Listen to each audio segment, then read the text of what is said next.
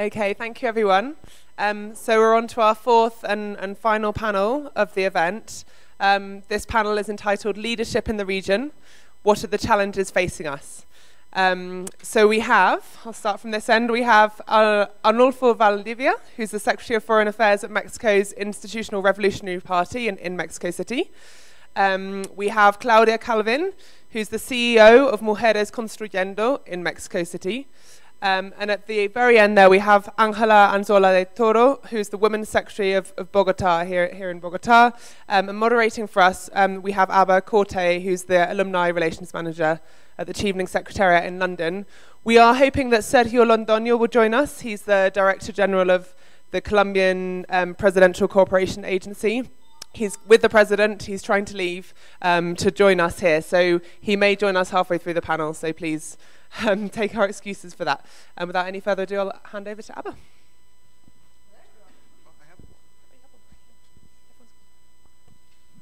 Hello.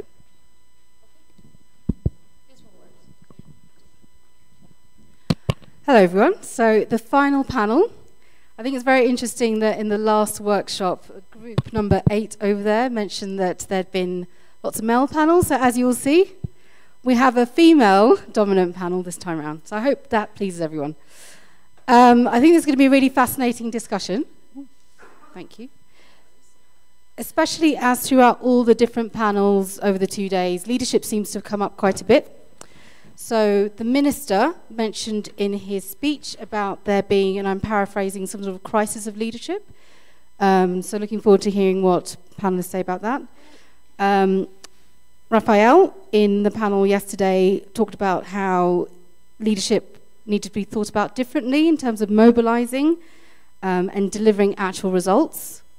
And in the panels from yesterday afternoon and also this morning, there have been real calls to action about what the network can do as leaders in the region. So without further ado, I'm going to hand over to our first panelist, who is Claudia Calvin from Mexico.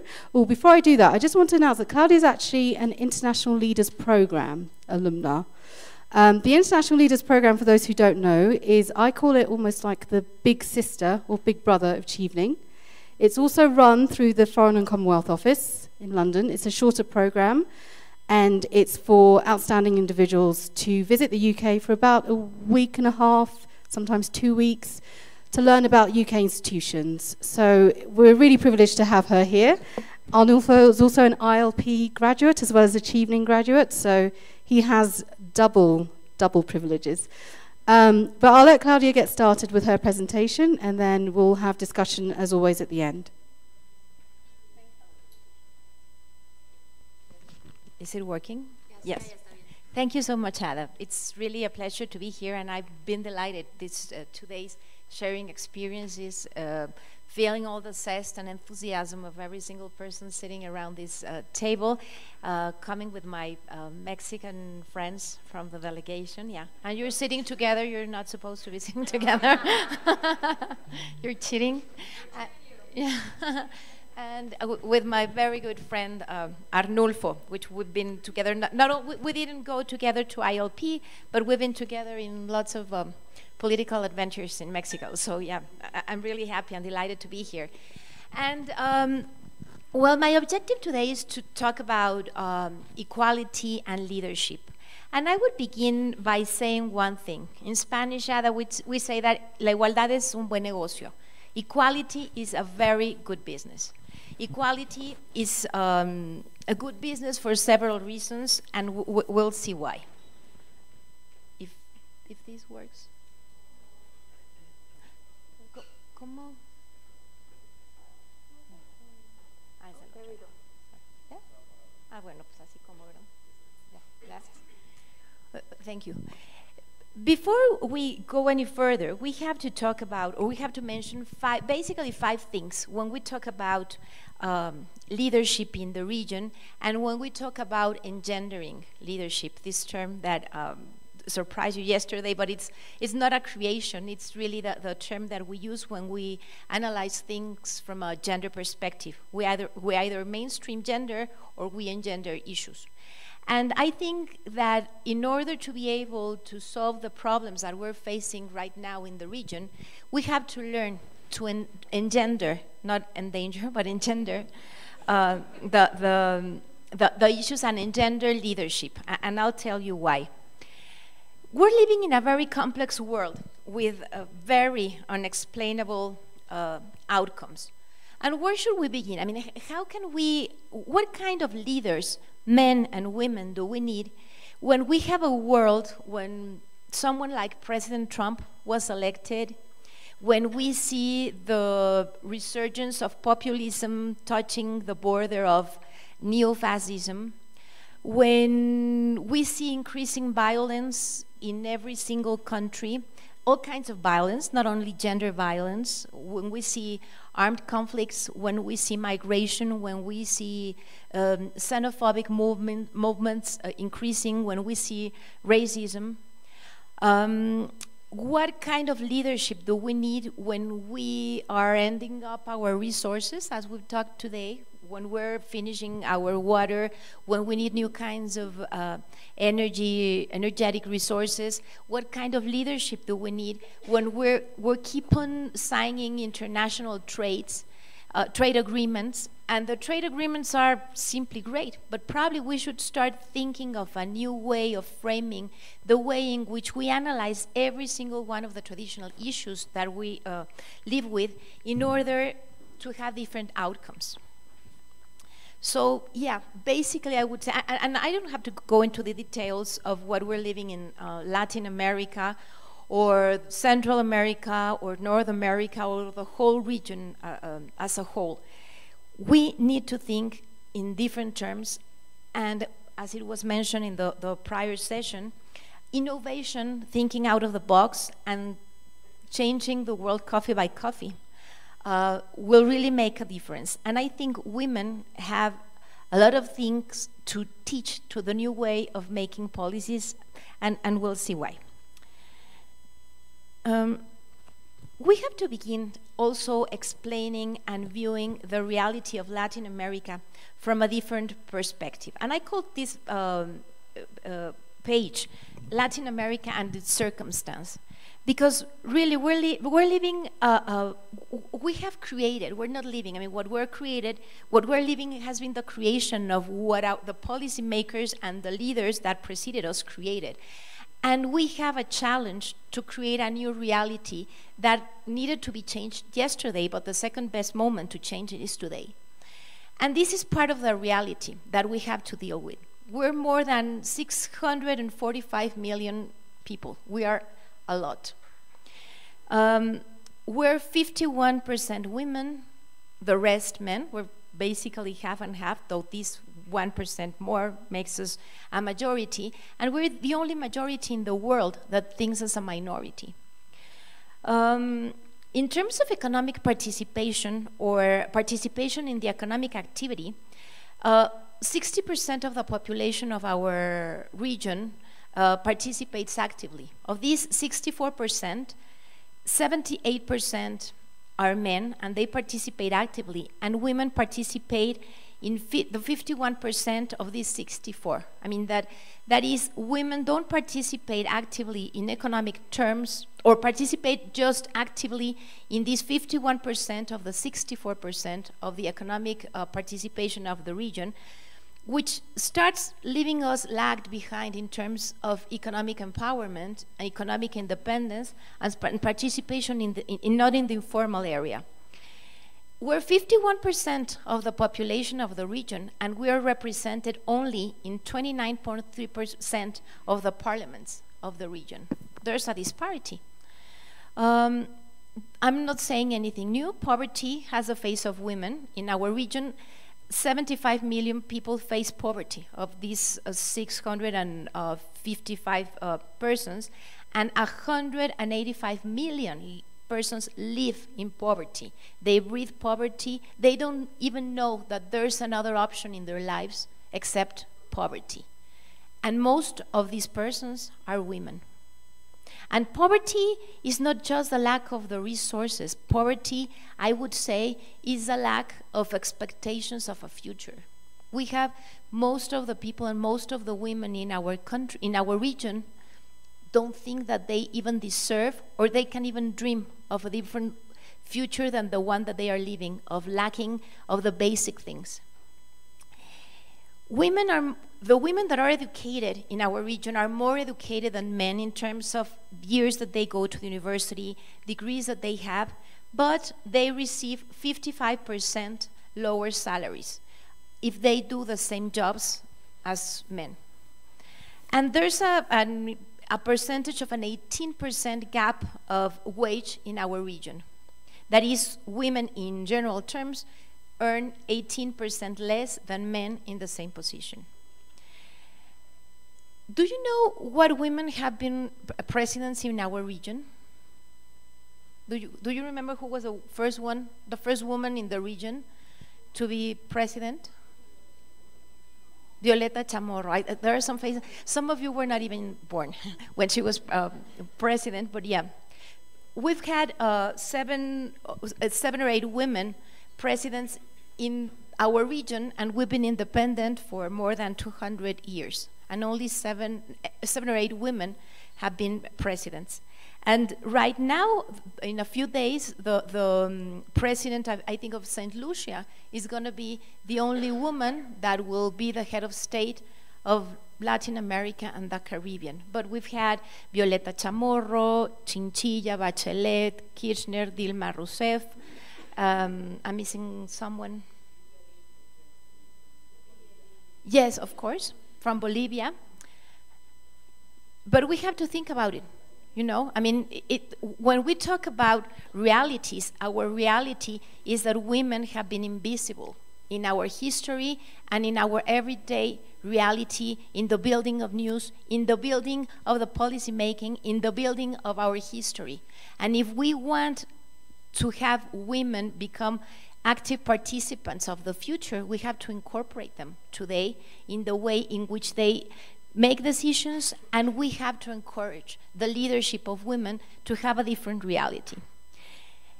A very sad figure is the fact that our region is the home of 14 of the 25 worst countries in the world to be a woman. And it's terrible. Mexico, Peru, Guatemala, El Salvador, and Honduras, and Brazil are the ones that together are like hell for women, just for being women. Feminicides are the everyday thing in our region. While we're here having coffee, at least one woman is being raped and another one is being killed. So that's the reality of our region. And we cannot, I think personally that talking about leadership without considering the circumstances of the region that we're talking would be talking in the air. I can say, well, we need leaders to must have this and this characteristic. But well, it's not the same to be a leader in a region where you're not afraid to be a woman that to be a leader in a framework and in circumstances where your daughter, your wife, your mother, your sister is endangered because she's simply a woman. So when we talk about engendering leadership, we're not talking about creating a big fight between men and women. We're talking about the creation of a reality where every single human being can feel free to walk. Women for being women, and men can feel free to walk because they know that the women that surround them will be safe. Dante said that the hottest place in hell was reserved for those who remained neutral in times of moral crisis. And there's a quote that I like a lot about Benazir Bhutto. The famous quote of the Beijing platform of 1995 was that of Hillary Clinton, that women's rights are human rights. But Benazir Bhutto mentions something really cool. That is that today in this world, in the fight for the liberation of women, there can be no neutrality. And my sisters, we have learned that democracy alone is not enough. So we're in a region where most of the countries are democratic, but that's not enough to guarantee equality and to include diversity in our everyday lives. And there's another phrase of Madeleine Albright that I love too, that there's a place in hell for women that don't help other women. So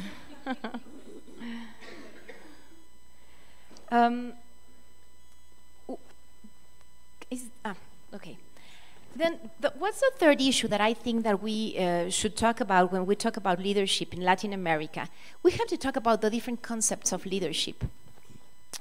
I would say basically that there are 4 things that we have to view when we talk about this. The very first one is the concept of masculinity in leadership. In our region, when we talk about leadership, basically we have this general stereotype that a leader is basically a man that is very strong, is very macho, knows how to do everything, runs over every single person that he must run over, and he knows the answers, and if he doesn't know them, he makes them up in order to govern, to lead, and to make decisions. That's basically the image of leadership that generally we grow up with, men and women.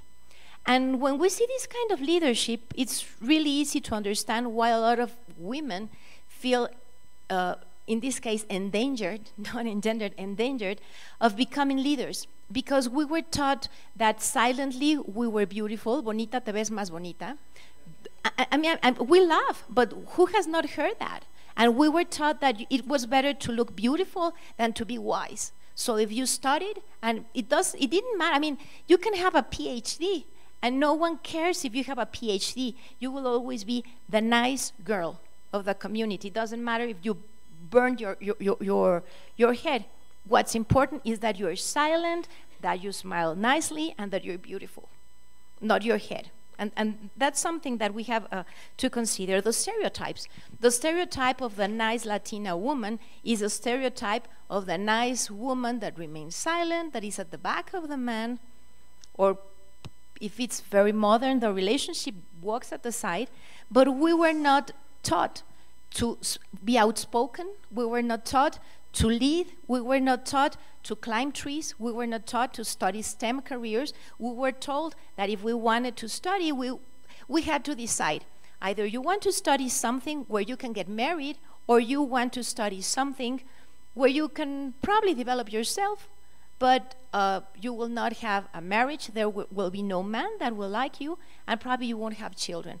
So when you face women, or when you are a woman that doesn't have kids, no one cares if you had a PhD, if you had important positions, if you made a change. No, you don't have children, and what kind of man wants to be with that woman? So this talks a lot about not only the role models in which we have grown, but the role models of men. And thus, probably that would be a topic for another Chevening meeting, the new debate on masculinity. But yeah, we can talk later about that. Another issue is that we have been taught that public space is not for women. When women are public, they are prostitutes. Women that go public don't care about their privacy. So women that are sitting in front with a microphone, in general terms, and I'm not saying specifically here, I mean, I'm talking about these millions of people in general that live in our region.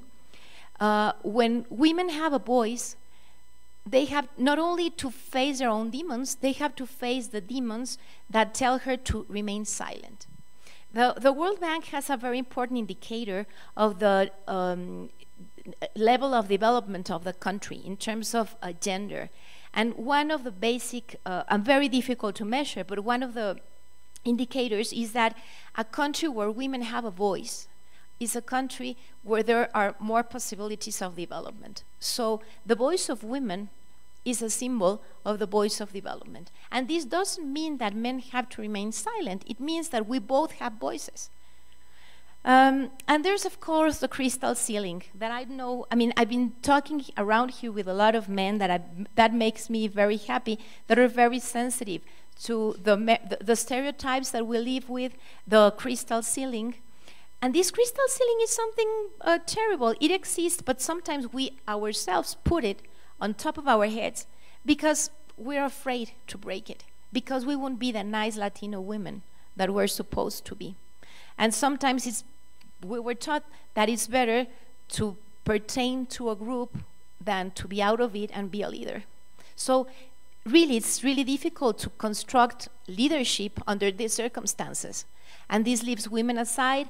And this also imposes a lot of charges on men. I mean, I really feel sorry for you. You cannot cry, you cannot feel sensitive, even if you are. If someone in your family dies, well, you might dream, but if you're heartbroken, you cannot say that because you're supposed to be a macho. And if you're a leader, you're supposed to know all the answers, you cannot doubt. It's terrible. I mean, the stereotypes are castrating all of us, men and women. What do we need now? In these circumstances, in the Latin American circumstance, with the stereotypes that we live, and with the problems that we're facing, the problems of governability, violence, everything that we've been talking about, what kind of leadership do we need now?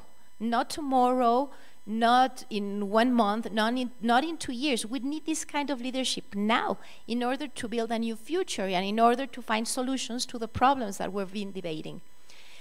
And I have news for everyone. The specialists say that this century is a century of women, not because we're better, not because we're more able, but because we have capacities, attitudes, and characteristics that are needed in this world. And these are the feminine attributes. When people say that women talk a lot, well, you're right, we talk a lot. But our capacity to communicate is one of the most important things that we need now. We need the capacity in these circumstances and in such a diverse world where every single person thinks that he or she has the truth when we're connected in seconds. We need the capacity to hear. I mean, we have one mouth and 2 ears.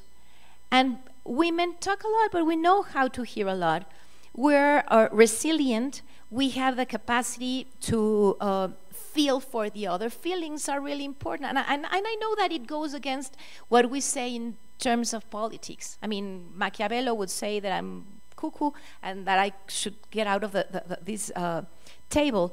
But we need to be sensitive for the problems that we're facing. I mean, if we're not part of the solution when one single woman and girl is being raped and killed right now, we're part of the problem, and we're co-responsible, and we are supporting that one girl is being raped and killed as we speak right now. If those circumstances don't hurt you, then I know really what can hurt you. So we need feminine attributes in the new kind of leadership that we have to build in order to face the solutions that we have to build up in order to create a new reality. We need new conversations, and in the prior panel, our friends were talking about innovation. Yeah, we need to frame the problems from a different perspective. If we keep on analyzing every single thing from the same perspective, creating the same maps, creating the same policy fluxes, organizing panels in the same way, if we keep on doing the same things, there's no way that we're going to have a different result. We need diversity to think differently. And when I mention diversity, I'm not talking about gender diversity. I'm talking about age diversity, regional diversity, language diversity. I mean, we have, at least in this meeting, we have 3 different ways of mentioning the same reality: Spanish, English, and Portuguese. And language is part of our identity. And probably we sometimes use the same word, but we don't mean necessarily the same thing. The capacity to understand beyond language and borders is really important in this new world. Therefore, we need a new kind of leadership. We need women learning from men. One of the most important things that I have learned from my male colleagues is their capacity to network, is their capacity to go forward, is their capacity to say, I will do it, even though they know they're not able to do it. I really envy you for these things. While women, we're always thinking, oh no, I have a PhD, but that position requires a PhD and 2 years of experience, and I only have 1 year and a half of experience. No, I won't go for it. Yeah, we need to learn to lean in, as Sheryl Sandberg said. We need to sit in the table of the center. We need to learn to walk and sit in the front chair. We need to believe in our voice, in our words, in our own experience. And men need to learn a lot from women. Probably it would be, our world, I think, would be better if men also learned to listen to the silence, to listen to the things that are not mentioned. And they have to, men, sorry, you have to learn that you don't have all the answers and that it's okay. That won't make you a worse leader. That will make you human. And we need leadership with humanity to face all these problems. I would say that being pro-women isn't being anti-men. And empowering women doesn't mean playing a zero-sum game. When you empower women, you're guaranteeing development. You're not being anti-men, and in engendering development, engendering policies, engendering our view of every single action in reality, everybody wins. Development is for men and women, not only for women. And the last thing that I would say is that we need to develop non-academic abilities. It's great, everybody here went to very good universities. I didn't go to UK universities, I was more US oriented. I studied my master's and my PhD in the States, but I've been doing a lot of things with UK, and I participated in ILP. But you know something, one of the things, or probably the best school that I have gone to, doesn't have to do anything with any single one of the academic centers where I have been. I have learned a lot from the non-academic things and bits of life. And in this complex world where we have Trumps, where we have leaders believing that they have the truth, when we have violence, believe me, going to the university is not going to solve you all the problems that you have. Tangling harassment, I didn't learn to defend myself at the university. As a fact, the PhD director where I studied harassed me for 4 years, and I almost didn't get my degree because he was harassing me. And every single person at the university and my colleagues knew that, and no one did anything. I had to defend myself. Probably what I learned at my degree was that I needed other attributes and other capacities to defend myself, not a degree nor an A+. So we have to develop other non-academic capacities to network, to create crowd leadership as crowdsourcing. Crowd leadership probably is one of the most important things that we need to solve common problems. And we need to understand our definitions beyond languages. Today, or in these 2 days, we have been able to demonstrate ourselves that we understand each other behind, and even though we speak Portuguese, English, and Spanish, we found common grounds to define the reality that we want to move towards to. So finally, I would say, and probably we can talk about it in the session of questions and after my friends in the panel say it. Finally, I would say that if we want really to live the reality that we've been defining in these 2 days, we start to begin today, thinking differently, learning men from women and women from men. And we have to understand, once again, that engendering reality and engendering decisions is a way of living, and it's a game where we all win, not only women. And I will say just this in Spanish for the last second, Ada. Siempre digo que hablar de género no es hablar del viejerío, es hablar del desarrollo y es hablar de una realidad que nos beneficia a todas y a todos. Y creo que en la medida en que las mujeres estemos marginadas, los hombres van a estar castrados porque llevan el peso de una realidad que nos corresponde compartir. Y bueno, ahí lo dejaré.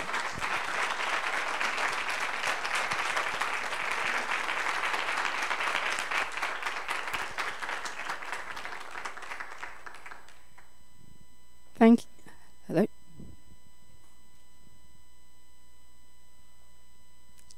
Thank you very much, Claudia.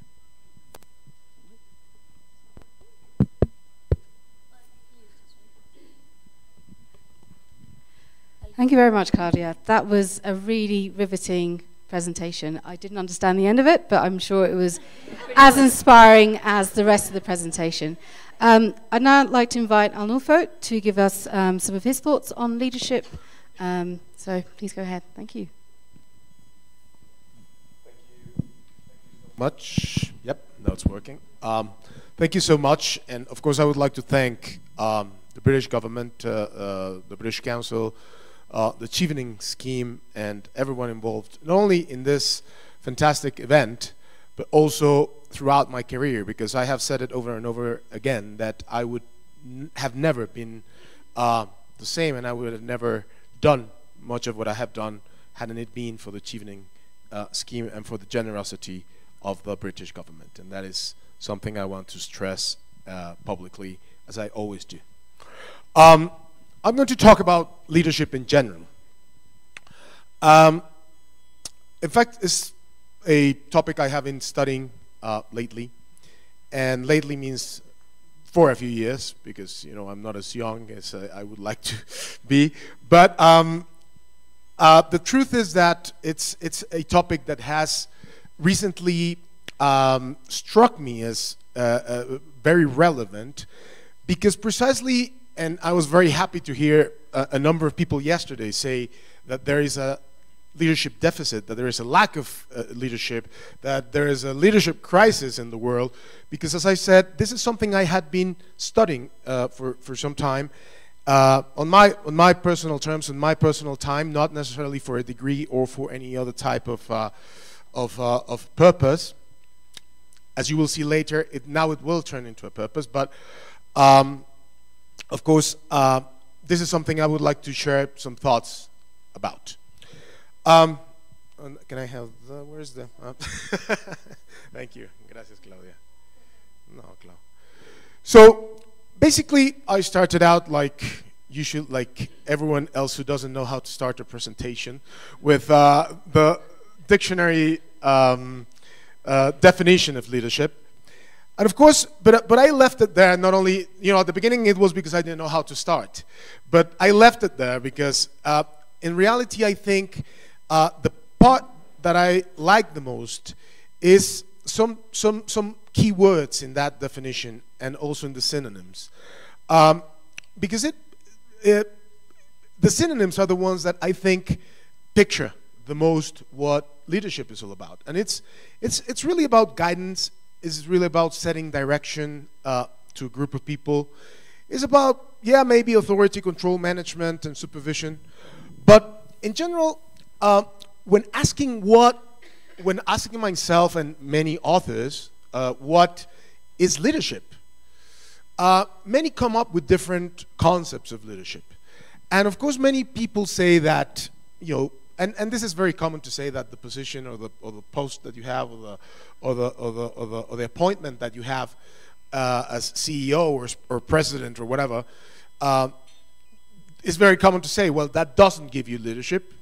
So obviously, you have to have sometimes or many times a leading role in an organization to be able to lead, but that's not the only thing you have to have. Is it a matter of personal capacities? Do you have to be very smart? Do you have to be very intelligent to lead? Well, it could be, but even if you're very smart, it's not enough. Do you have to have vision? Do you have to have a dream? Do you have to look forward? Well, yes, you can do that, and that may be a requirement for leadership.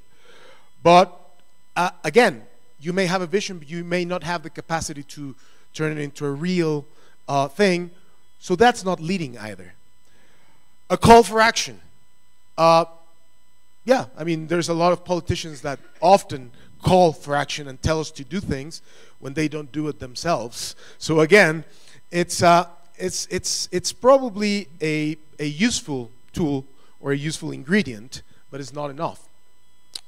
Personal reputation. Well, of course, that is also a necessary quality, but again, it's not enough. So basically, a definition that I have in general come up with trying to mix many of the definitions that I have found in many places, is that a leader is someone who holds the capacity to attain and wield authority, be it moral or formal, because there's people who have no formal authority but have a lot more moral authority than those who hold the formal authority, in order to spark in others the personal desire, the want to do what he or she proposes. And that the interesting part here is that the want is a very important part. People have to want to follow. And this is a very sort of like US-centric chart that I found. And because it's difficult to find rankings of influential people. And many of those you may not even know, because as I said, it's very US-centered. But one thing that called my attention is that the only two politicians that you can see there, well, there's 3 politicians in a list of 12. Of course, there's our good friend Angela Merkel. There's the Prime Minister of Taiwan, and then there's John Cash, who's the governor of Ohio. But then the rest are people who are not related to political leadership. And that's really where I want to start focusing my conversation. And it's the fact that even if this is US-centered, you could basically find, if you asked people in your country who are the leaders, I don't think today you would find many politicians in that list. And that is something that, talking about the leadership needed to attain and to get to the results that we want, for example, the 2030 agenda, is something to be worried about. Because whatever happens, or whatever, doesn't matter how you view the government or politics, the form of government that we have given, or the form of organizations that as society we have given ourselves, is called government. And if the government lacks leadership, and if the government is not able to generate an institutional setting that is inviting to society to reach those goals, we do have a fundamental problem. And in many ways, the big fundamental problem that many societies are having, being very angry and very disappointed with their governments and with their political leadership, is that leadership, quote, quote, is not leading. And it's not leading, and it's not making the people want to follow what supposedly is the vision of the country, region, state, or whatever. So, how has been leadership defined, or what have been the ingredients that, at least, and I like to talk about this definition developed by Bannister, Worthy, and Tihart, that is leadership capital. Basically, these 3 authors say that leadership is a combination of skills, meaning abilities, communication, capacity to communicate, managerial capacities, cognitive knowledge, preparation, education. A second ingredient, which is relations, the capacity to mobilize people, the capacity to keep that leadership, and in fact, other even non-tangible assets like charisma. And the third one, which is reputation. And there we come to a big problem in modern politicians, because it implies, and it comes to a point where you have to practice and live by certain values as trust, congruency, honesty, and integrity, which are becoming more and more rare, unfortunately, in our current world when talking about what we call leaders or political leaders.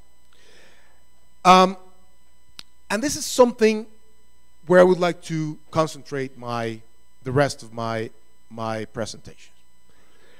I hold that there is one of the, if you look again, if you look back at the, no, I went too far. If you look back at the sort of ingredients of leadership capital, I don't think we doubt that there's a lot of people, or there's a lot of leaders, political leaders, politicians today that have fantastic skills in many ways. They're good communicators, they are fantastically good administrators, they have experience. Some of them, in the second part, they have a huge capacity to mobilize, they have a huge capacity to pull people or get people together for their objectives. But when we get to the reputation part, I think we all roll our eyes and start thinking that of endless examples around the world where this part has not been met in terms of leadership. Certainly in Latin America, and this is the Latin Barometro poll that some of you may be familiar with, that it measures, it's a poll conducted in most countries of Latin America. Is something like 15 or 16 countries where the poll is conducted and then all the results are compared. This is done every year. And well, this is the perception that we have of corruption in Latin America. So you may not be able to read there, but 0 would be, so the perception of corruption, people were asked in this, how corrupt is. And 0 would be, they're not corrupt. 10 is they're horribly corrupt. And how corrupt is the national government? And people in Latin America put 7.5. So that's a lot closer to 10 than it is to 0. So people think the national governments are very corrupt. They think the congresses are very corrupt. They think that municipalities are very corrupt. So basically, even they think that 70% of the people think that companies, private companies, are very corrupt. So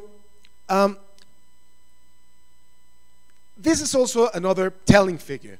So when you ask people how high is the probability that these entities can be corrupted or can be bribed, 40% of the people in Latin America think that the police has a very high probability of being bribed. So this is only the very high probability bracket. The question was divided, I think, in 5 brackets, which is not probable at all, somewhat probable, more or less, very probable, and extremely probable. This is the extremely probable bracket. So 40% think that the police can be very likely bribed, that the ministers can be very likely bribed is also 40%, and that the judges can be bribed 30%. If you added this is the very likely. If you added the likely, these figures go up to like 60 or 70%. Again, how the government approval, the government this is by country, and that is in the average in Latin America. Again, only 36% of the population, about 40% of the population in Latin America approve the governments. And this is a very interesting. Why am I doing that? This is why. Let me see. Oh no, yeah, I skipped one. Sorry about that.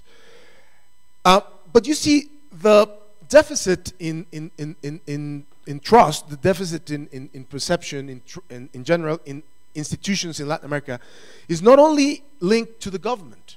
Most institutions that have supported our societies for centuries are under a crisis. And of course, this is the percentage of people that trust these different institutions. only, well, the church, which is faring the best in this, is only trusted by 65% of the population. And as you can see, political parties have a great honor of being trusted by only 15% of the population, probably the people that work there. So, including myself, you know, because I work for one. So anyways. And what are the factors that cause people to trust or distrust institutions? And if you look at this, it's a lot of what we were talking about. It's reputation. It's the capacity to stick to certain values that people can trust. And the trouble again here is that, you know, what are the reasons why you would trust an institution is the question. And they say, well, because it treats everyone equally. And we know that in our countries, institutions not necessarily treat everyone equally. Even a very simple action like denouncing a crime has differential access. The people who have influence, who have money, who have people, who have friends inside the Fiscalia or whatever it's called in our countries, the Attorney General's office, can denounce more easily, and those crimes are prosecuted more easily, and so on and so forth. So the second one, and that's very important, they keep their promises. Again, that's integrity, that's reputation. If they are checked, again, that's reputation, and so on and so forth. So people place a lot of weight on evaluating leadership based on the reputation of the person, particularly now that corruption has become a huge issue in our countries. So if we took the three ingredients for leadership, you know, charisma, knowledge, this and that, but we introduce the current time, which is a very corrupt, or a time of a lot of corruption, the weight that people are putting more and more is on reputation. And that is why a lot of the political leadership is being questioned constantly, because they are involved in some way or another in a breach of trust in one or many of these factors that we are seeing here that create trust in an institution or in a person. This is even, and this I only added as a curiosity, but this is even when people in Latin America perceive that they are better off economically.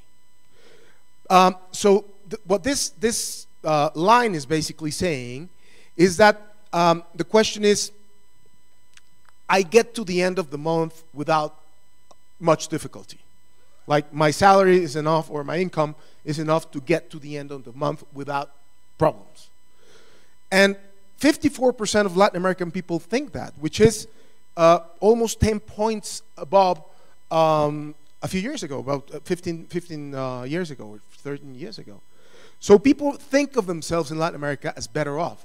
However, they say that is because of my efforts, in spite of a very corrupt, very inefficient, useless government and a bunch of corrupt politicians. So I'm doing better because I am working hard, in spite of those crooks, of those thieves that run my country. And that's something that you would hear a normal Latin American person say any day. So why this? I hold that we have developed a somewhat faulty democratic design. And I'm going to go ahead. Maybe I should have put this before. I should have put this before the other one, because this is a book I'm writing, and the things that I'm going to tell you are more like thought-provoking statements than actual conclusions. And again, in our democracy today, people want to be fully open. We want anyone to be able to get to power. But we complain when uneducated officials come to office. So we want a system that is able to elect anyone. But when the guy that makes bread or the guy that is the carnicero del pueblo gets to be the mayor, we complain, and we don't like that. We would like a PhD instead of a carnicero. But we have created a system that allows al carnicero to be the butcher to become the mayor. We demand higher level officers, but we hate to pay them competitive salaries. So there's huge scandals every time the salaries of some officers or some ministers are revealed. And yet we want those people to be the best prepared people in the country. And that's almost impossible if we think about how salaries are becoming competitive in the private industry.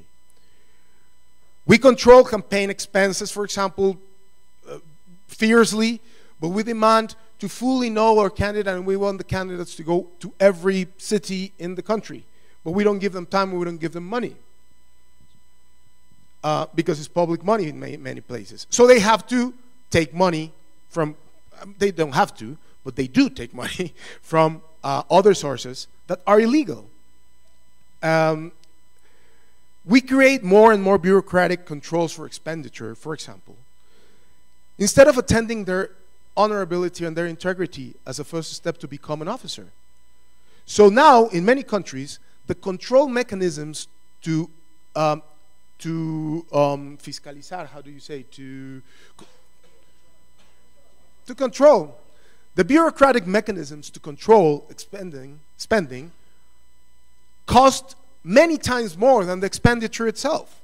So we have the controller of the controller, and then we create a controller of the two controllers, because the two controllers were corrupt. And then we create a fourth controller.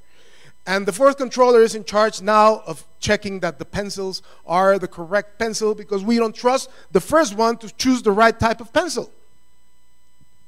Yet we are allowing access, free access, to people who are not prepared to be in many of these positions. And we just don't look at these things sometimes. So this is, as I said, this is a book I'm writing. I don't know when I'm going to end it or whatever, finish it, but I'm in the process of doing it. And I would like to move into some conclusions, because as I said before, I don't want to go too deep into this because I'm writing a book, so and then, you know, I have a microphone here, so writing a book and having a microphone is not a good combination, because you start going into useless things. So basically what I hold is that and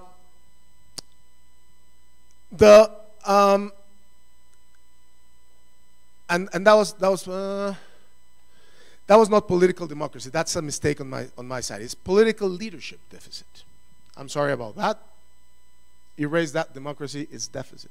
Is leadership. Political leadership deficit is increasingly becoming a structural problem, and less an individual problem. We have created conditions, or we have been allowing certain conditions that increasingly generate the capacity or the possibility that people who are not necessarily going after, I would say, reputable goals as politicians can enter the system. And we have no checks for that. We have absolutely no checks for that. So I'm not trying to say democracy is wrong, as 70% of by the way, 70% of the Latin American population say. What I'm saying is that, and in the Latin Barometer I didn't show that chart, but 70% of the Latin American population think that democracy is not a good system. And that's something we have to be worried about. But what I'm saying is that the type of democracy we have developed and the results of that democracy make people think that democracy is inefficient. So that's something we have to think about. And again, as I'm saying, these are not conclusions carved in stone. These are thought-provoking statements that I'm trying to analyze in my book, and that I think is something that, as we have been saying here, thinking out of the box, and we as Cheveners should be thinking about if we're interested in this. So if we do not solve the reputation deficit part of leadership, we will not solve the political leadership again deficit in the world. So reputation is one part of leadership. If we don't solve the reputation part of leadership through institutional, structurally embedded measures in our democracy, I hold, and that's my theory, that's my hypothesis, that we will not solve the leadership deficit. These dumb democracy systems, with all these contradictions, are being reproduced and reproduced and reproduced again in all over the world as if they were the right model to follow. So what happens? We want to introduce the electoral and the democratic system in Sierra Leone, and well, so they bring Mexico, they bring, I don't know, another country, no? They bring all the countries that have democratic deficits, take them there and tell them, please design the new democratic system. And that's happening over and over again all over the world. And again, I hold that's a huge problem that we have to think about. If we cannot create systems that solve our problems, but instead we reproduce the systems that are not or have not proven to be efficient in our own countries, then we're not doing good to the world. So I think that there's an urgency to be politically incorrect and understand that the type of democracy we have created is not fully effective. 70% of our people think that. It may be politically right, but it's inefficient. Disruptive thinking, provocative change, thinking outside of the traditional political correctness box is necessary. And one question that I often ask is, and people tell me, well, but yeah, people have to have universal access to government positions. I do believe that yes, under certain circumstances, because I don't know if all your savings of your life and you were to build a house, would you trust that to a football player or to an architect, to an engineer?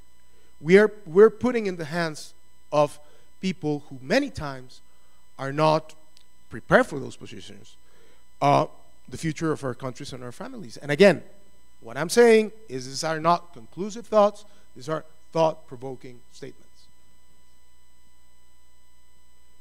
So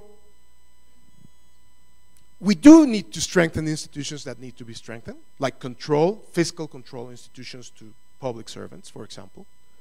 But at the same time, I think we have to start looking for solutions beyond the solutions, quote, quote, that we have so far explored over and over again without adequate results. It's just crazy to think that if we continue doing the same thing over and over and over again, we will get a different result. And of course, I didn't get into the issue of gender equality, for example, in terms of leadership and the leadership deficit, because there's two great experts here who are going to talk about it. But again, the other day someone was telling me when we were talking about affirmative action for women, and now we have introduced in Mexico 50% of the election positions have to go to women by law. And someone was telling me, well, but we don't have, women, we don't have enough women who are fully prepared to take on these positions. And my answer was, well, as if men were really ready to take the, in the past. So again, it's one of these sort of limiting thoughts that we have to get over, that we have to change in order to be able to find more integrity in our leaders and therefore leadership in our leaders. Thank you very much.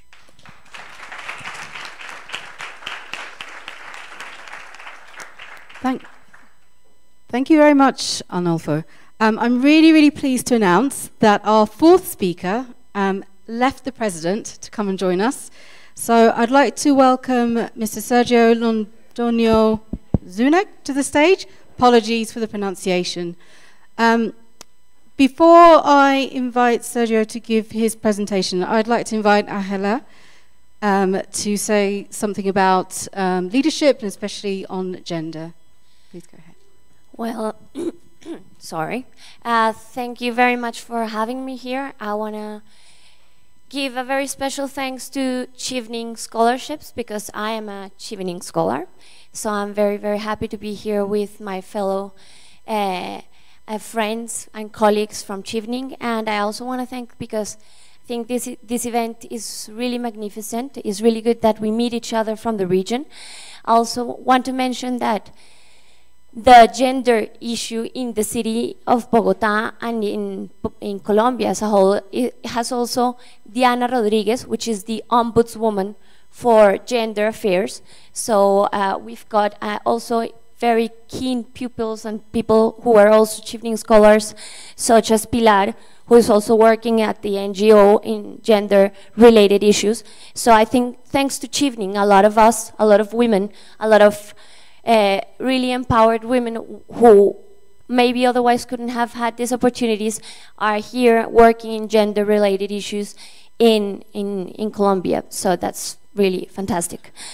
I will do something slightly different to what my colleagues were doing, and I just want to tell you a little bit why I think leadership and gender are important, but also I want to do it from a perspective of my own existence, if you'll allow me because it's not that I think my life is really special, but it has shaped the way I really think and what I do. So, in the year 2000, Colombia was a really complicated country. Their situation was really, really difficult. Many people, many academics were calling us a failed country because of what was happening. We had an internal conflict that was very serious. At the time, we were having bombs in Bogota. We were having the guerrilla attacking towns around the whole of the country and taking them by storm on 2 per weekend or so. It was crazy. It was very difficult to leave Bogota and travel somewhere else because you were always scared that they would stop you and take you with them. And at the same time, the paramilitaries were also like combating the guerrillas, but of course committing all sorts of human rights abuses in their fight for freedom. And this included massacring many civilians and using, for example, sexual warfare as a means of conducting the war. So it was a terrible time in our country. And at that time, someone from my family was kidnapped and killed by the FARC guerrilla. And this really sent my whole family into panic, and my dad said, we have to leave. We have to leave. And I said, like, but leave where? We're Colombians. We call from a town called La Palma in Cundinamarca, not too far from here, but difficult as hell to get there because the roads are not the greatest ones. It's about 5 hours from here. And I said, really, live where? I thought it was a complicated idea. And well, luckily my mom and dad had studied at the UK, so I thought, well, that's kind of my reference and I should go there too. But when he said, like, you have to choose that, then my second question was, look, I was going to study law. I was applying to study law at the Externado University, a university here in Bogota. And I thought, well, what now? Because, I mean, if I study UK law, well, what good will it be for me? I want to return to Colombia eventually, and it'll make my life impossible. He just said, like, oh, just study something, anything. I just ask you one thing. The only thing I will not pay or contribute towards in any way is if you choose one of those crazy feminist things, like gender studies or sociology with gender emphasis. And I was like, well, at the time I thought, well, it hadn't even occurred to me. It's not a very, very popular thing to do in Colombia, but I thought, well, this is so horrifying for my dad. It must be really, really interesting. And I thought, I have I have to see what he's so scared of, because if he says I'll pay for anything, even I asked him, even medicine, that must be hugely expensive, or something to do with labs and I don't know, technical stuff, and he was like, I'll pay for anything. Just don't go with those feminist, hairy armpits and stuff. I don't like that. It's like, okay. Finally, after that crazy warning, I studied like different programs in the UK, and I came up with one that was called PPE, Philosophy, Politics and Economics. And I went to my mom and I said, look, this is amazing, this is a great combination, I can go study PPE. And she was like, and what is that for? I said, that's what people in the UK study when they want to have a career in the public sector, when they want to become ministers and prime ministers, and I want to be like that one day. And my mom just turned to look at me and said, like, you are absolutely crazy. You want to go into politics like your dad? Did you see how bad it was for him? He said, look, Colombian politics are absolutely insane, and absolutely insane for a man. I don't even want to venture to think what it would be like for a woman. You can't seriously be considering a career in politics. I said, look, it's crazy maybe, but that's what I really, I wanted to study law, because law in Colombia, it's very useful if you want to be in the public sector, at least to be able to defend yourself from all the other things that they will be accusing you from. And I thought that that's useful, but now if I'm going to do it abroad, then I still want to pursue a career in the public sector. So all this to tell you, like, I don't think my mom and dad are awful people. They're very nice people, they've got masters, and even my dad studied a bit of a PhD in LSE. They're very intelligent people. But the struggle for gender stuff in Colombia is huge. We're still a country that's lagging behind a lot of things. And it kind of, all of those things that had happened to me, even at a very young age, led me to think, okay, I'm going to study at every opportunity I get given. If there is a gender studies option, a sociology option, I will take it to learn more about this. And right now, I am the secretary for Women's Affairs in Bogota, and it's really a great opportunity. But I think the struggle still to be a woman, to get into politics, is still a bit of a problem for us in Colombia. And I want to just mention a couple of things that maybe I'm sure they have happened to many of you women who were in your respective countries, and it's sometimes you don't get considered for positions because maybe you might get pregnant, and that would be terrible. That would be the end of everything. Also because I don't know if this is common in other countries, but in Colombia we have a thing that is, they call it peleas de mujeres, women fights. That's a woman. It's not that you are having a discussion with your colleague because of whatever, maybe she's being completely unreasonable, he or she. If it's with a man, you're a hysterical, crazy woman. If it's with another woman, that's, I don't want to mention the expression that they say, but I think you're all thinking it. It's like we women have problems, and we have issues, and we are good at certain positions, but maybe not at others. Also, I think it's very complicated in Colombia because it's still the ideal woman, as I think Claudia was saying before, is really still, for a Colombian woman, the career is not the main thing. Finding a good husband is the really most important thing, and it doesn't look like a compatible thing. Well, yeah, and it isn't many times, but it's because of the way we've built things and the way we think about leadership positions and the workplace as a whole. So I think we can, of course, have a family, have a husband, and have a career. Actually, I'm very lucky, and my husband is also here. But I think that's exactly the kind of relationships we want to work at, with seeing your husband as a partner in the advancement of your career.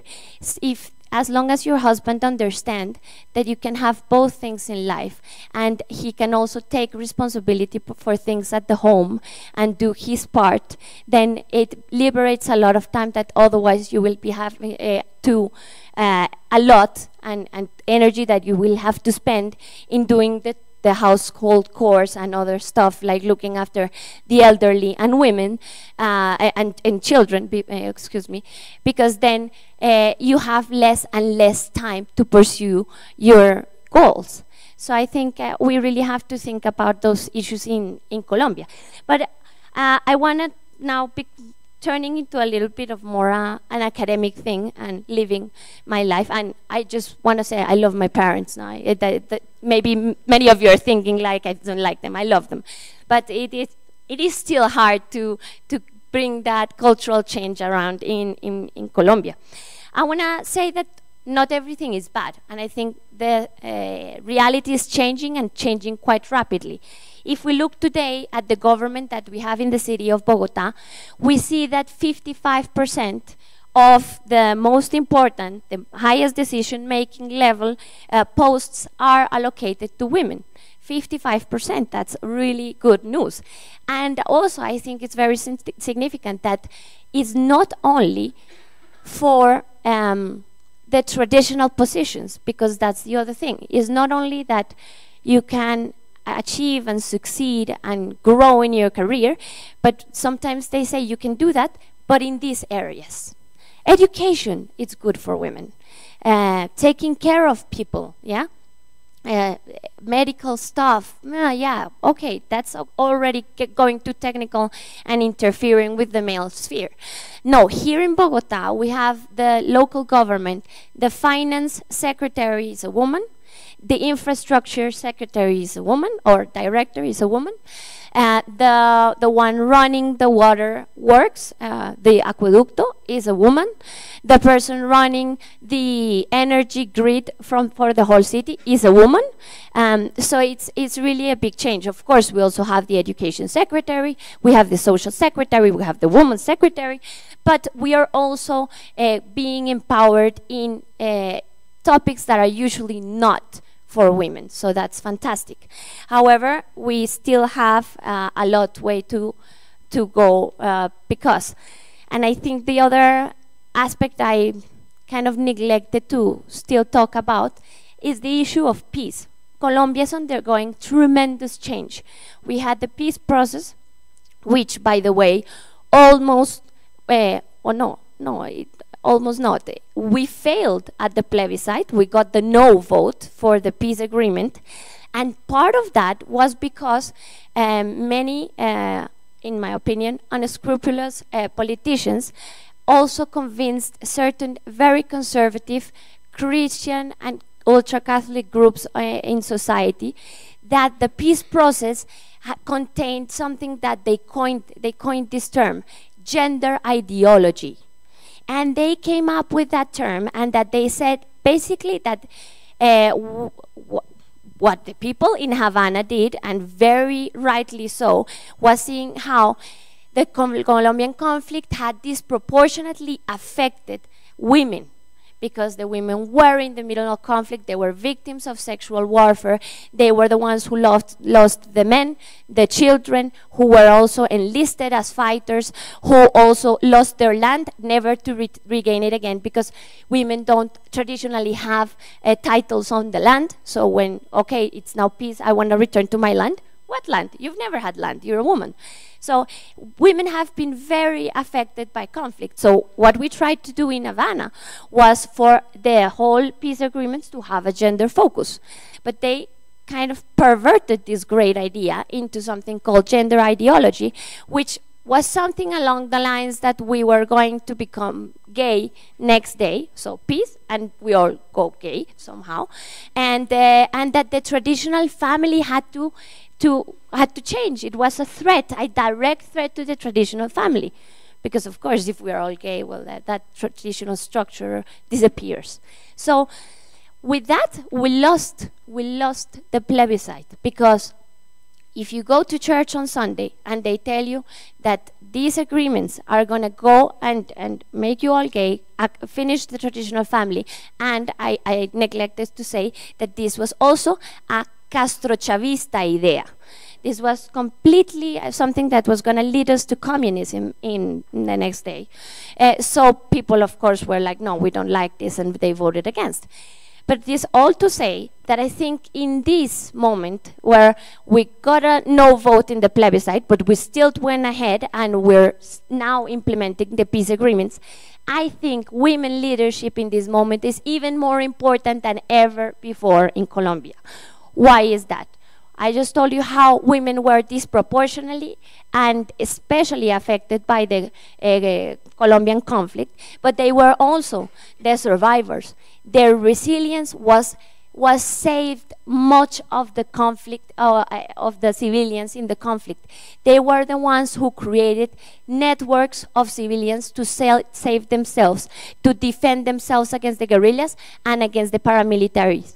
And they are the ones who now, after being internally displaced, because we've got more than 7 million internally displaced civilians in Colombia, 354,000 of them in Bogotá, these people also are surviving thanks to the women, because it's the women who are very good at adapting to new places, at generating new, how do you call it, like nets of support.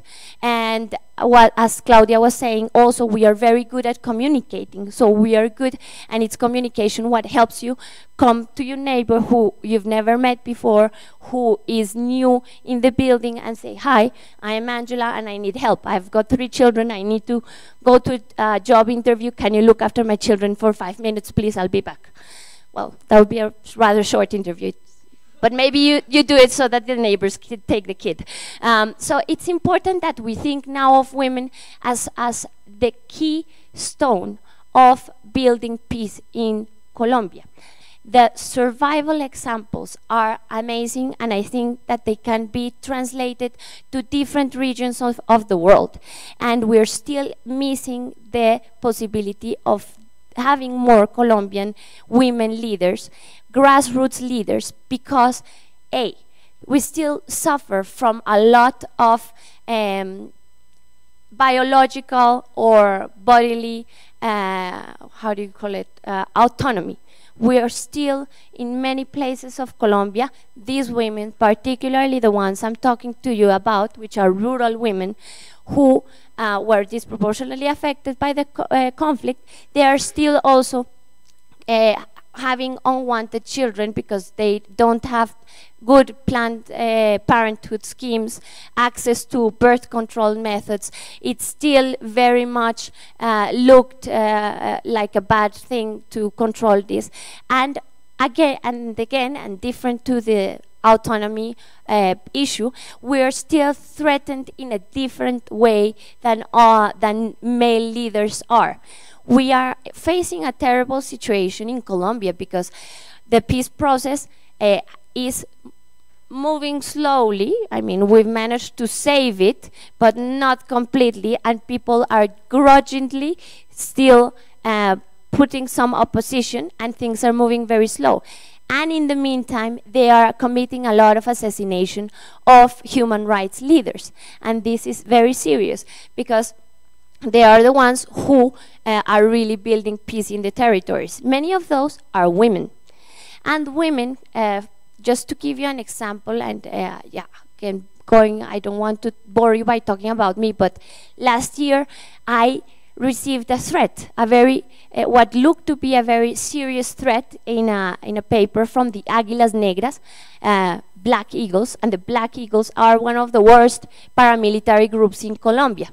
And the Black Eagles, they don't really operate in Bogotá, but anyway, somebody who was evil put my name in this pamphlet, and I start reading that pamphlet, and I see all the other names that are on the pamphlet, and what I see is that they're all women, and they're from all the political spectrum, from the Unión Patriótica, which was a party that basically was killed by genocide in the 80s and 90s, Then later, people from the Communist Party, people from friends from the Petro administration, or from the far left, until you get to Salud Hernandez, which is from the far, far right. And I'm somewhere there in the middle. And I look at it and I think, who could be possibly threatening Aida Bella and Salud Hernandez? They have nothing in common. What they have in common? We're women. It's the only thing. And it's very terrible that that's happening, because we have been good at devising mechanisms so that women have a place, and we've created spaces, especially for women to participate in peace building. But we are not being sensitive to the fact that they are getting threatened in ways that men are not being threatened. When they threaten men, it's a threat against his life. When they threaten a woman, they threaten her children first. They're like, we're not going to kill you. They send a sufragio, I don't know how that's called in English, like when what you send to someone when someone has died, after they bury them. I don't know what that's called, but they send them one of these, one sufragio, with the name of their children, not her name. But that, in a woman's life, is the end of the participation experiment. No more leadership for you. Well, the first thing you think is the safety of your family, and then it's ruined for you. And we're being very slow at understanding the dynamics that security services can provide for these women are not being really carefully thought out to protect women, and especially women who have been the victims of sexual violence.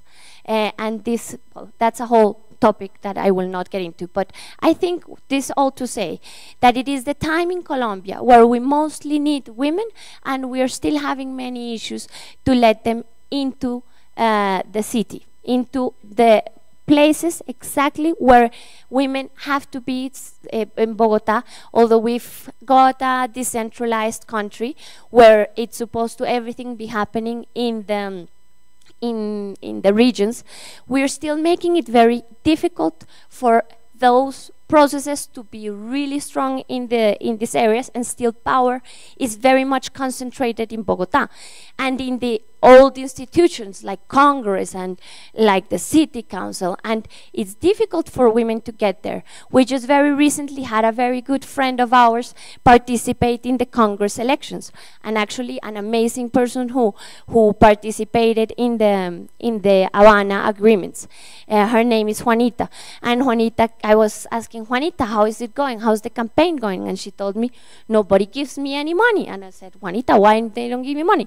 She's like, because I'm a woman, because I'm young, because I'm Castro Chavista, and I foster the gender ideology. So it makes it really hard for a woman who's young, who hasn't engaged in the political system, in the corrupt politics, who is not part from one party, but it's really an independent, to really get into those places. But the really, really good news is that she overcame all of that. Well, she found a home in a great party called the Green Party, where, I mean, there's a little bit of everything like in all the parties in Colombia, but it's one of the good ones and the ones that give you hope. She found a home there, and she managed to overcome all of that and got the highest voting ever for a woman in the Chamber of Representatives. So I think that's my last message, is a message of hope, is a message that things are really changing in Colombia, but they better, because if not, I think it will not be possible to build a long and stable and real peace in all of the territories of Colombia if we do not give women the spot they need to have. Thank you.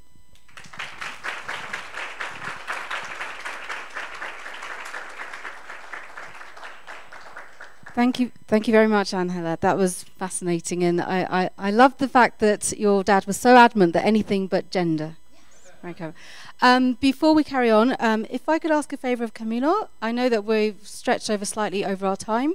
Would we be able to do the workshops after lunch, the final workshop? Would that be okay? Because I'm so impressed. Thank you, Sergio, for doing everything you can to be here. And I'd like to now give the floor to you. Everyone has hopefully read your profile in the pamphlet. So please go ahead and tell us about leadership.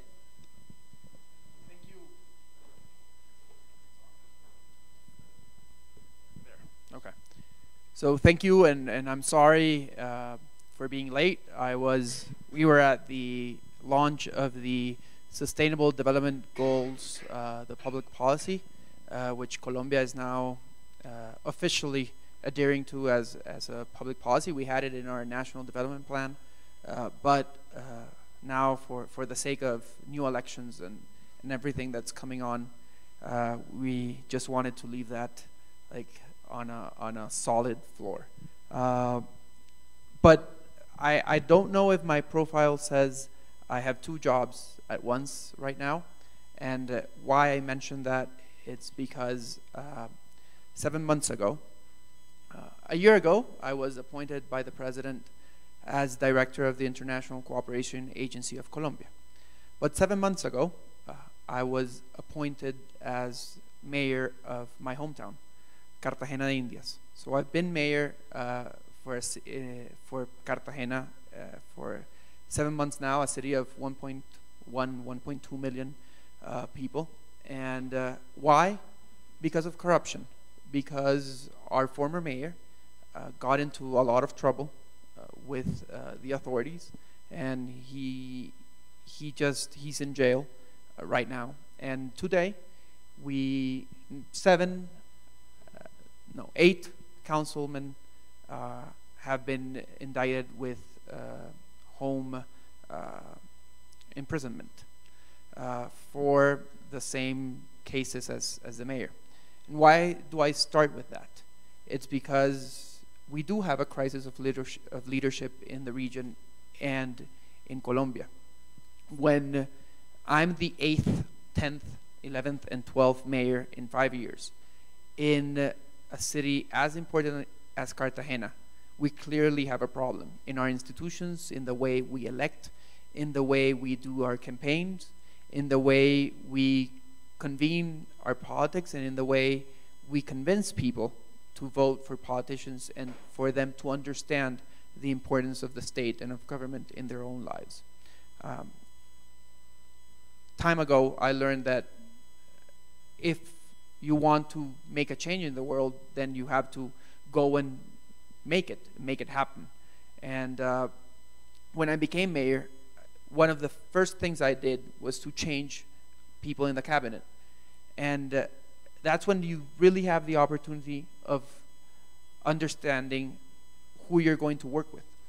And in that case, more than 65% of my cabinet are women in the Treasury Department, in infrastructure, in social participation, in the most important jobs in the cabinet.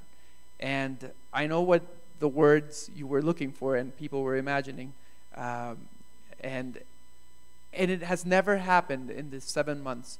And also for Cartagena, it was really strange. They had a mayor who wasn't elected, who was appointed by the president, and who was naming women and who raised the gay flag in November in the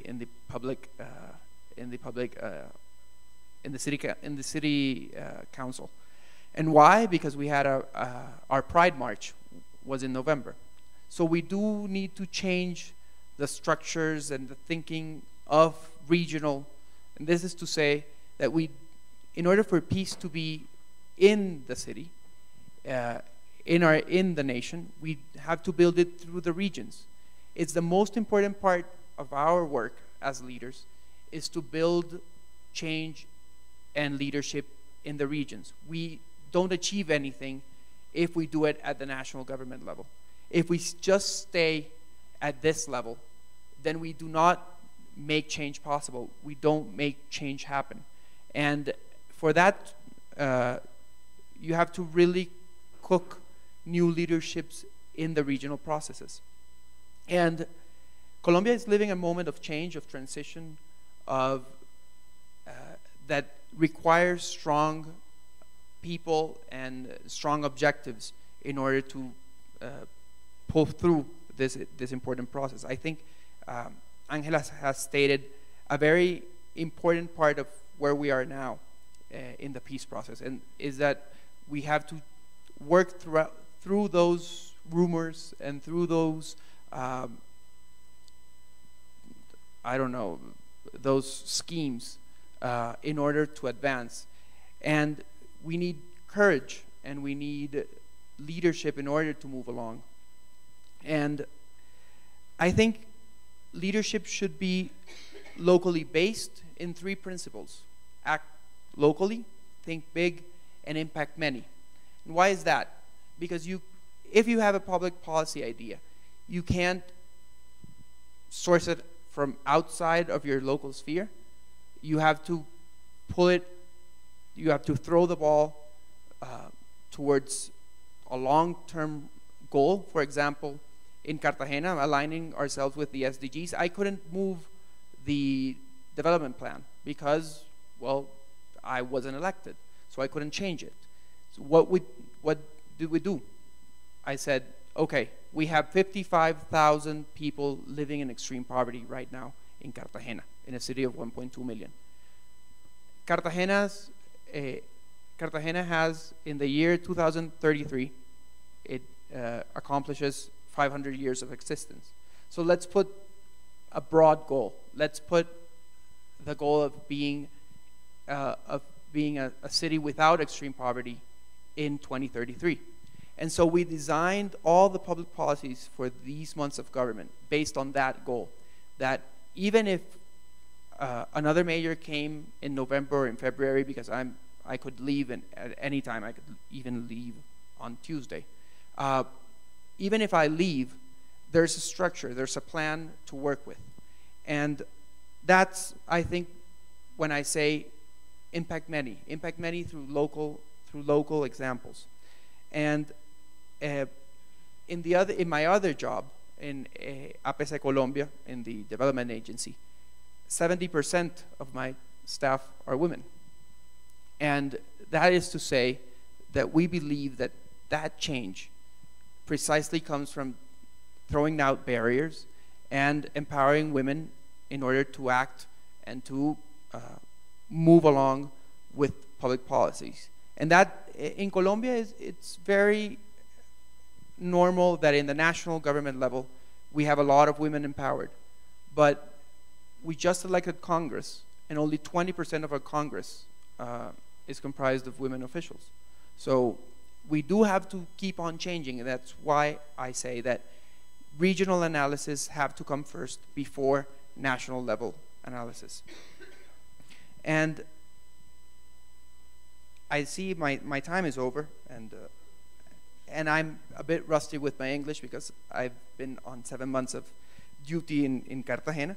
But for the institutional crisis, I believe that we need to move along those barriers and to really break polarization. I believe that the worst that can happen to Latin America is to become increasingly polarized. That really does affect new leaderships, and we saw it in the plebiscite election, and we even saw it in the UK last year and in the US last year, where polarization has caused a lot of trouble. And polarization in the political arena, as the ambassador, and I'm sorry he's not the ambassador right now, but I have to call you that, my friend. Polarization in the political arena breeds a lack of credibility in our democratic institutions. And I think we as young leaders must act in order to break the mold and re-engage the public in the policy dialogue, and to take truth and put it in facts and put it at the base of the policy discussions, and not be in this post-truth, post-verdad myth. The book of the the New York Times editor, Enough Said, is amazing in that sense, because it really does take you along of politics as really scary right now when myths overcome facts. And I think youth has a very important example to set and very important goals, and Juanita being elected in Congress is really hopeful for all of us. And what I say is that if we don't make change in the world, if we don't push forward, if we don't break tendencies, if we don't put ourselves in the ballot, well, we won't change the reality we have inherited. I think that's the most important thing we can do now, is young leaders can be in government, they can decide, they can do public policy, they can shape communities, and I really hope that in the next elections in Cartagena, 9 months of government with transparent values, with public policies oriented towards the diminishment of poverty, of extreme poverty in a city that is very unequal. I hope it serves for a stable democratic institutions and hopefully for a measure that lasts for 4 years and not for 1 or 1.5. And in cooperation, we've done a really good job aligning international cooperation to the SDGs, and we just broke a record last Friday. We mobilized more than $660 million in 2017 for the implementation of the peace process. Now the great challenge is to get those projects moving in the regions where people need it the most, and to the people that need it the most, that I truly believe are women. And women's values cannot be in the campaign agenda; they must be in the policy agenda.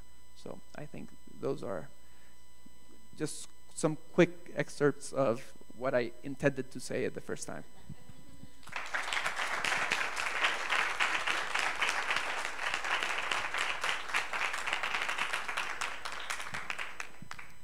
Thank you very much, Sergio. Thank you to the entire panel. For me, it's been fascinating. We're actually dead on lunchtime. I can see hands being raised. If anyone doesn't mind spilling over into lunch slightly, we can maybe take 2 or 3 questions. If you don't, is everyone happy with that? Okay, all right, great. We'll take 2 or 3 questions. Anything else, I'd encourage you to try and speak to the panelists over lunch. And then we have the leadership workshop straight after lunch, so more ideas then. So, can I start? Me? Oh, great, Camilo. Yeah, I just want to receive some advices from you. Like this panel was great, actually. In this plenary, there is many leaders, many people with a lot of energy to do things, to change the world, to support our regions, etc. But sometimes it's difficult because maybe there is not the opportunities, maybe at some point you don't have maybe the connections to get some position, and then you are stuck. You apply to jobs, you try to join, I don't know, my dream job, for example, will be in a multilateral bank. But then if you are not in a network, it will be super difficult to get in.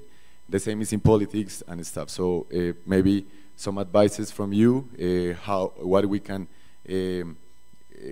be resilient and continue dreaming high, because sometimes, yeah, we have these downs and we think like, okay, it will be super difficult even if I have the energy, the motivation, but in our region there is all these maybe clientelistic ways. For example, in many institutions in Colombia, there is not the right people leading the institutions. We were talking about that, I don't remember your name. Arnulfo was saying that sometimes there is people in some position where they study to teach to kids, but they are in a university, for example. So advices to overcome these situations. I'm just going to get a couple more questions, if you can make them really brief. Okay. Just a question. I have the microphone now. Okay. Hi, I'm Ana Lucia. I come from Quito in Ecuador. So I'm going to say something that may not sound politically correct, but as I was discussing with one of my friends here, we don't need to think the same, right? All Chevenings, we can just respectfully discuss. So maybe my comment is more for Claudia. I loved your presentation. But I want to say I'm a bit critical of the way we sometimes present the discussion about equality for women. And here's the thing. I've been very lucky in the sense that I think you would love to meet my dad, my husband, and hopefully my son. And you would love to meet my advisors during my PhD. Because I have a PhD in STEM career. And I have to say that most of my success was thanks to men. The men who surrounded me were the most supportive people I ever met, especially my advisors who understood I needed to be with my son because it was the best thing ever for me, right? I'm not saying all women have to have children, and we are not saying that we cannot impose also the view that women should not care about having children, right? That's what, in a way, you are also saying. We're not against men or some traditional values that may work for some. So I think, and I don't agree, and maybe please don't kill me. So Ana Lucia, will you ask us the question? Yes, I want to comment this. I don't agree with the fact of having 50% of women in parliaments or being presidents, because maybe that's not what we need, what we really need, because it's going to be hard to get there. What we really need in this engendering is to have men who are doing public policy which favor women. That's my point, really. I was talking to my husband yesterday, or not yesterday, but this week, and I was telling him what I wish we have the same salary, both of us. But I do wish to have less hours than him. Because the truth is, I do things differently at home. That's it. Thank you so much. Thank you. We'll take the third question, and then I'll let both Claudia and Angela answer on the comment, and then obviously the first question, so the third one. Here. Okay. Hello. Well, it was a great panel, really. It was lovely to hear all of you. I don't agree with what it has been, with the question comment, because I really think we need more equality in terms of also numbers, because that is also important to have our own voice. But although this, I think, Claudia, you have mentioned something that is really important, is that pro-woman isn't anti-men. And I think that is the key point, because a lot of times what is the message that goes is that only women can talk about equal gender. And today it happens when we were discussing gender, and one of the men said, well, a woman has to talk because I'm a man, and this should be said by a woman. And so that is, the question is, why do you think, Claudia, that a lot of women think that only women can give this message? Because I know the point, but still there are almost most feminists that think that only women can give this message. And only to finish, there was a very interesting Uruguay campaign where for the Day of the Woman, what was seen was all the things that men cannot achieve because of this masculine role. What you have said, men can't cry, can't take care of the kids, and all this, which of course it goes against a lot of men as well. It depends which kind of man. So that's the question. What do you think? Okay, only women? Was that, I think we have just one more, sorry. Thank you. Right at the back of the man. I will try to be quick. And it's going Please, to be yes, just a question. Yeah, it was to be a question related with gender for Claudia and Angela.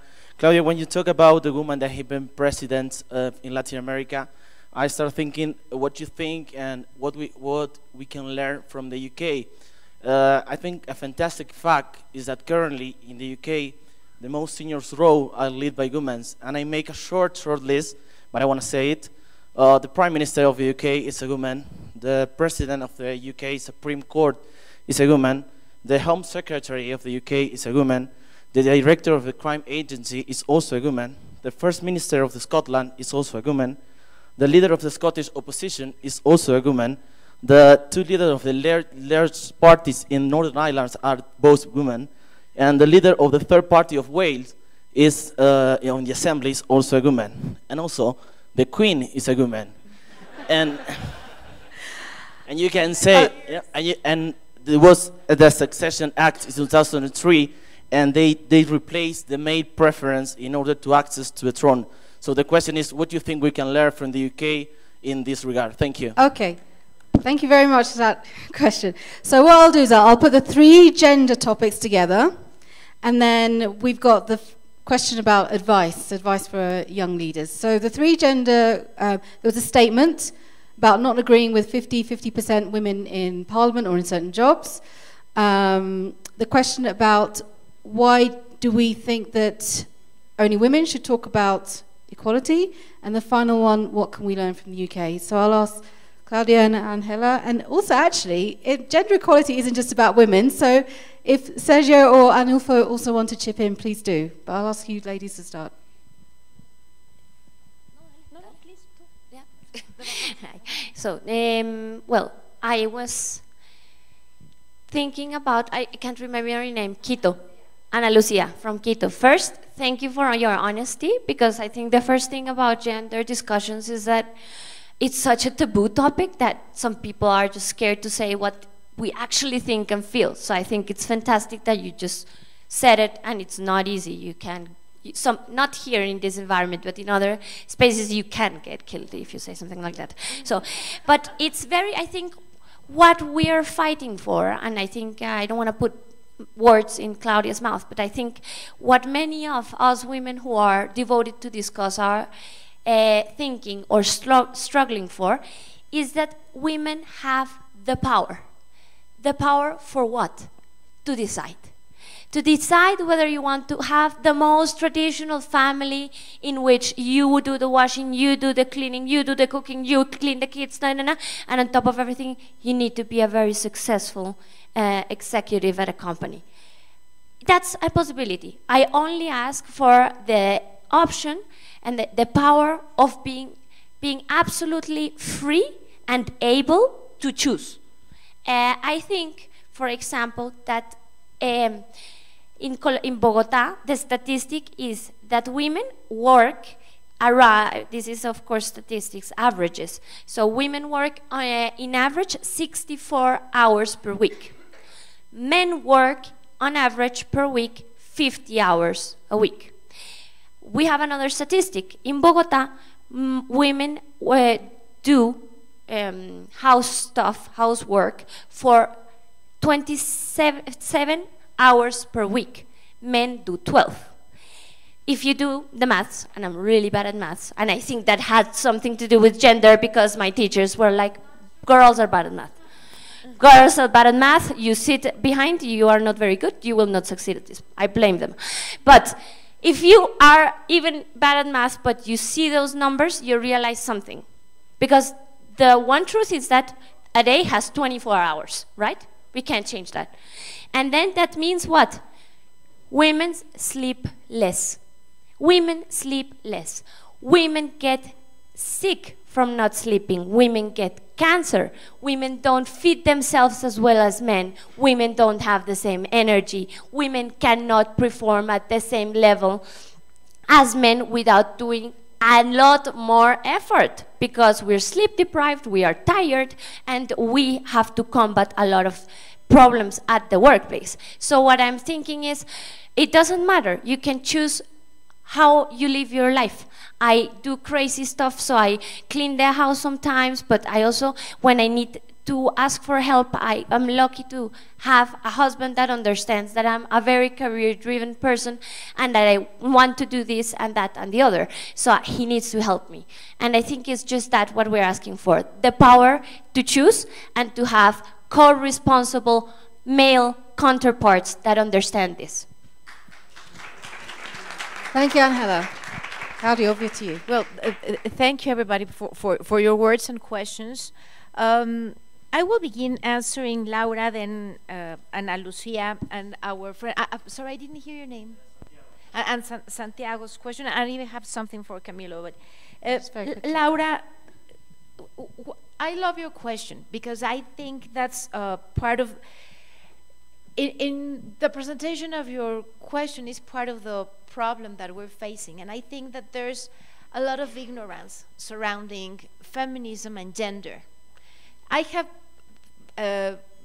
male feminist friends, and they are very devoted to feminism. And feminism isn't another thing but just the defense to have the right to live in your own terms. And I will defend under that premise Ana Lucia's point of view, your view, and mine. I mean, feminism cannot begin excluding when it was created because women were excluded.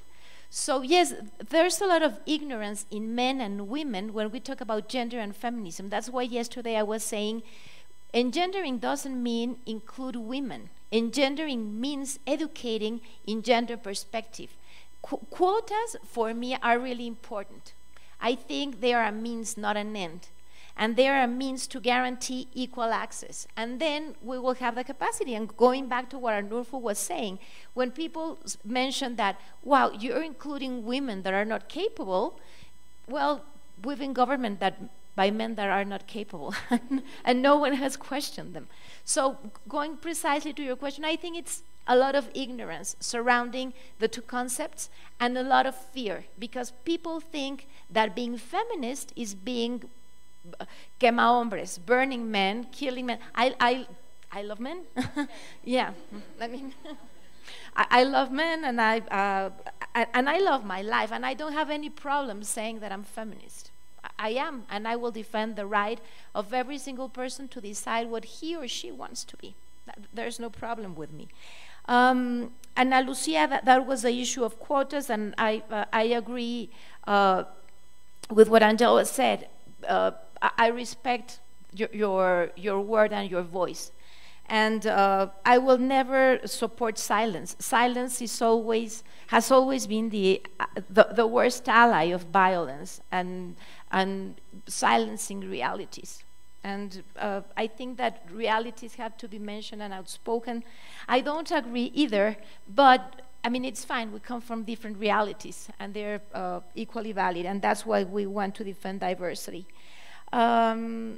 Santiago, we have to learn a lot, not only from the UK, from other countries, and of course UK having the Queen and all the list of women that you mentioned. We have to learn, I would say one thing, that we shouldn't be afraid of diversity. Of course it moves us from our comfort zone, but I mean, we're being very sexist in our interpretation of life. What's wrong with having women? What's wrong with having people, transgender, LGBTQ persons in the policy-making process? I mean, it all ends up, and forgive my words, it's all being defined because someone has a vagina and someone has a penis. I mean, really, that's bottom line. Reality shouldn't be defined just by that. So we have to learn from diversity, and fear is the worst enemy of change and innovation. And coming back to the beginning of our meeting, if we're afraid of fear, we shouldn't be here. Go back to your house and look for someone, or die under your bed. I mean, that's basically the only option. When we have fear, we have to face it. Fear won't go one day, at least in my experience, and that links me to to Camilo's question. Camilo, I would say, I know the Colombian reality, I know the Mexican, and our Mexican reality can be very castrante in many ways. I don't come from a family that was linked politically.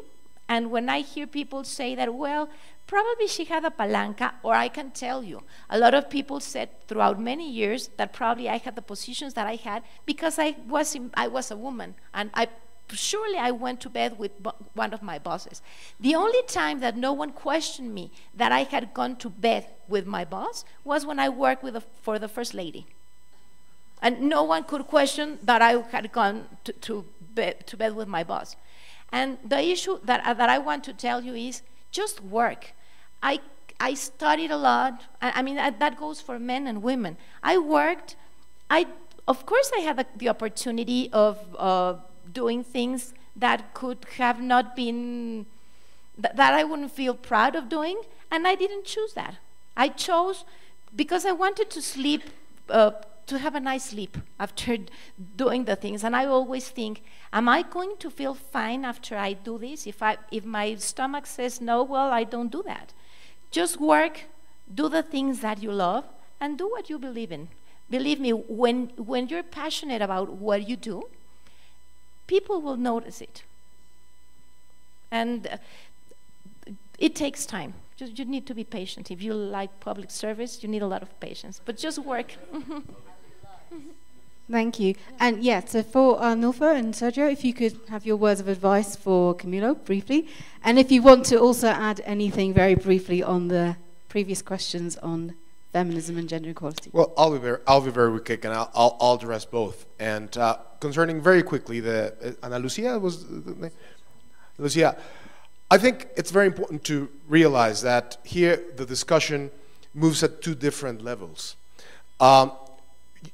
One thing is the affirmative action, let's say, literature or idea, where in reality what you're trying to do is, and I'm a great fan of affirmative action, and the reason why I'm a big fan of affirmative action is that because throughout history there have been groups of society that have been underrepresented, heavily underrepresented, when deciding about society's future. And in the case of it's not only gender, but it's also people who are handicapped, indigenous people, or LGBTI groups. So that's one thing, and those opportunities have to be opened by society. The individual decision to participate in a given way, that's a very personal choice. But if you do not have the spaces to participate, then I believe that's a personal choice, I think. No, but what I'm saying is that I think the decision moves at two different levels, and there's one societal decision, and there's an individual decision that have to work together, and that's how I view it. Having said that, and I'm sorry about this comment, but I just saw it yesterday, I think. I'm gonna do a very sexist comment, but it's not mine. It's Guillermo del Toro's, in the way he expressed himself. And they asked him, Guillermo del Toro, the Mexican director who just won the Oscar for The Shape of Water, and they asked him precisely that. How did you get to where you are when you did not have opportunities? And he said, persistence and balls. Which I translate as persistence, persistence, persistence. The first one was not that. It's precisely that, Camilo. I think me neither. I was not born into a politically or diplomatically or academically big family or anything like that. But if you work with passion, and I think what you're talking about is mobility. You're talking about the possibility that given societies give you to have upper mobility. And I think schemes like the Chevening, and other countries have it, and that our own countries have them. I did my PhD, I did my master's in Cambridge, which I would have never dreamt of through Chevening. But then I stayed and did my PhD in Cambridge through a scholarship scheme of the Mexican government, 100% paid. And those possibilities that are now widely open in many places, countries, and schemes are there for mobility. So you just follow your passion, do what you want to do, don't care about what people think, say, persevere, persevere, persevere. I'm not going to use Guillermo's phrase, just persevere, and people will have to recognize, because nobody is opposed to success, and I think that's something that's eventually recognized. I'm going along the same lines, and I'll quote two quotes of Churchill that I really like in that sense. It's continuous effort, not strength or intelligence, is the key to unlocking our potential. And attitude is a little thing that makes a big difference. I want to tell you a story. I don't come from a political family. The last person in politics in my family was like in the 1880s or something like that. And they're a family of entrepreneurs and of businessmen. And they called me crazy when I said that I wanted to go into politics. And in 2008, I didn't vote for President Santos. And I was in the Moku's campaign. And so he didn't get elected. So I wasn't in government. And then, and I was, 2010, I was 25. And when that happened, I said, oh my God, where am I going to? What am I going to do? And this is a government that I'm not going to like what they're doing. I was in opposition, of course. I was in university, I was in college, and I didn't agree. I'm a public official, so I can't go any further. But in that sense, peace process started to go through, and I entered government as protocol official in the Ministry of Foreign Affairs in 2010. And nobody knew me, and well, if you've been in protocol, you know protocol at the ministerial level in the Foreign Affairs Secretariat, it means putting a placeholder, a name tag, whatever, doing logistics. And I carried flags around the San Carlos Palace the whole day, and I received ambassadors, greeted them to their place. And it was a very interesting and life-changing experience. And from then on, I went to abroad and had the opportunity to study abroad, and came back, worked in protocol again. And then I put myself on a ballot, and I went into politics for Congress in 2014 for my department, for Bolivar. I got like 5,000 and something votes. Obviously not the 20,000 votes needed for getting elected. And then on, I participated in the campaign. President Santos didn't know me, and then word got to him, and he proposed me to be his note taker. So I traveled around the world and around Colombia with him, seeing the peace process, seeing what this government was really about, and what kind of country we wanted to leave future generations. And after 3 years, he gave me the enormous opportunity of being in my current job, and then of surprising me with being major. And I can have nothing, and I will probably have nothing at a job the 7th of August, because we're changing government. And I'll be a normal citizen again, and that would be an amazing experience. But for life to change, I would have never imagined in 8 years that my life would change as much and as quickly. What I believe is you have to drive yourself forward, you have to make things possible, you have to grasp every opportunity, and you have to make the decisions that will allow you to sleep well at night. That's for me my piece of advice. I know you will be giving us advice, and you all will be giving us advice in the short future.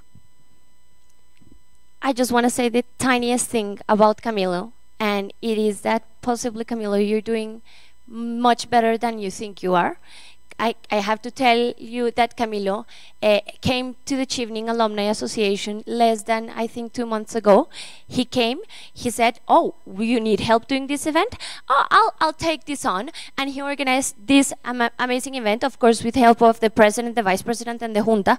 But I think it's exactly what you're doing, getting yourself noticed, with the good attitude that Arnulfo was mentioning, and Claudia, getting yourself into places where you prove your abilities and you show people what you're capable of, and you're doing exactly that. And I think you're going to do an amazing job, and thank you for organizing this.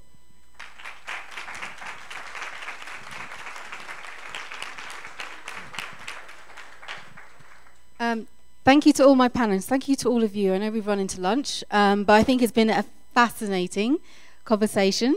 Claudia wanted to say something very quickly about the network for women that she'd like to create for Chevening and ILP.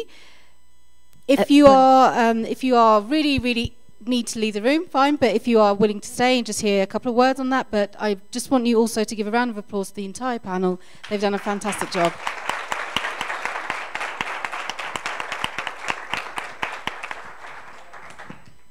Thank you. I'll just take 2 seconds.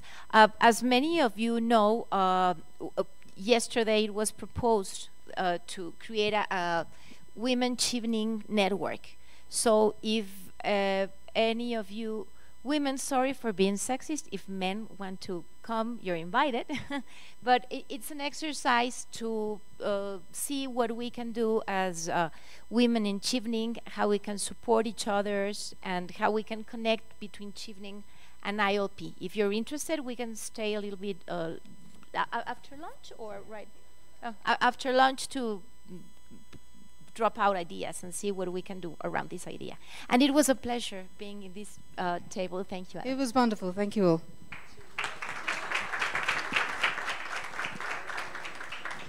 Just very quickly to say, of course, all please feel free to go through to lunch. We'll be meeting back at 2:15. So quick lunch, please. Continue to have the discussions over lunch.